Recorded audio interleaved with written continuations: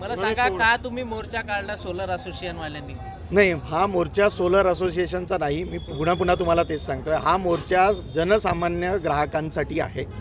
Solar आम्ही व्यवसायी आहोत, पण जनसामान्य लोकांचा सोलर लावण्याचा अधिकार महावितरणच्या नवीन नियमाप्रमाणे, त्याला नियमही म्हणता येणार नाही, ही हुकुमशाही आहे.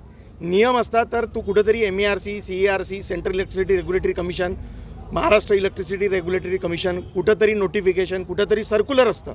सर्क्युलर नाही, काही नाही. 13 फेब्रुवारीला सकाळी उठलो आणि एक नवीन बॉम्ब पडला. त्या बॉम्बमध्ये असं लक्षात आलं की जे अपारंपरिक ऊर्जेचे इलेक्ट्रिसिटी युनिट्स जे आपण आपल्या घरावरती सोलर लावलेले आहेत, त्या सोलर जे जमा युनिट्स आहेत त्याच्यावरती आम्हाला पेनल्टी लावून आली आहे. म्हणजे घरावरती सोलर कोणी लावला? कस्टमरनी. पैसे कोणाचे? कस्टमरचे. आणि ॲडिशनल युनिट जे जनरेट झालेले, ॲडिशनल का बरं जनरेट झाले? की उन्हाळ्यामध्ये कोणी AC वापरत नाही, कूलर वापरत नाही, ते जे युनिट एक्सपोर्ट केलेत त्याचा अधिकारसुद्धा महावितरणनी दिलेला आहे त्याला नेट मीटरिंगच्या माध्यमातून एक्सपोर्ट करायसाठी.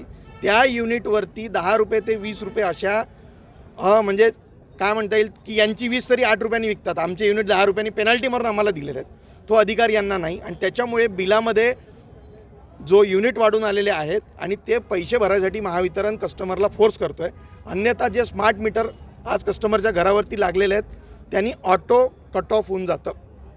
आणि काही ग्राहकांच्या जे आम्ही आज निवेदनं दिलेत ते सोलर असोसिएशनच्या माध्यमातून नाही दिलेले आहेत, ते सगळे ग्राहकांच्या माध्यमातून दिले आहेत. कारण ग्राहक आमच्या माध्यमातून सोलर लावलेला आहे. तर प्रश्न आम्हाला विचारतो. दुसरा प्रश्न असा आहे की आता हा प्रश्न दुसरा सोलरवाल्यांचा आहे आमचा. आम्ही मागच्या 2 ते 2.5 वर्षामध्ये या राज्यामध्ये 10,000 कोटीची उलाढाल केलेली आहे. आम्ही सोलरवाले छोटे काही व्यापारी नाही आहोत. तुम्ही विचार करा की महाराष्ट्र राज्य 2,000 कोटी, 1,000 कोटीची, 5,000 कोटीच्या MOUसाठी इकडे तिकडे फिरतो. आम्ही 10,000 कोटीची उलाढाल मागच्या 2 वर्षात केली. 7,50,000च्या घराच्या जवळपास आम्ही रोजगार निर्मिती केली.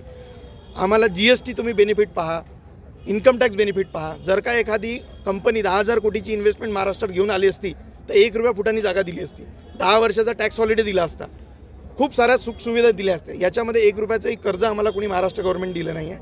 आणि हा MSME आहे, स्मॉल MSME. आज राज्यव्यापामध्ये तुम्ही पहा की अमरावतीसारख्या ठिकाणी या 650-700 लोक आज या व्यवसायामध्ये जुडलेले आहेत.